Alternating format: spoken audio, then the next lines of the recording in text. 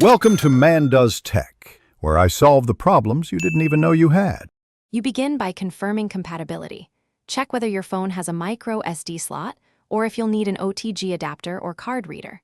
Once done, back up important files and free at least 500 MB so the system can index the new card. Make sure to power the phone down before inserting a physical card. This prevents file system corruption and lets the phone detect the card cleanly when it boots. These steps reduce risk and speed the setup process. You now insert the card or connect the reader. Gently open the SIM/micro SD tray, place the micro SD with contacts facing down, and reinsert the tray.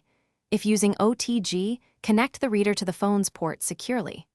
Once the phone boots, go to Settings, then Storage to confirm the card appears. If prompted, choose whether to use the card for portable storage or to format as internal. Pick portable for media, internal to expand app storage, but note formatting erases the card. Finish by formatting the card in your phone if required. This ensures the correct file system and permissions. Remember, formatting erases data.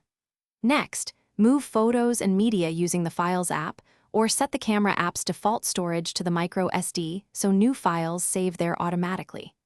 If the card isn't recognized, try it in another device, reformat it on a computer, or inspect the adapter pins for damage. These steps resolve most issues and get you back up and running quickly. Thanks for watching. If you found this helpful, don't forget to like and subscribe.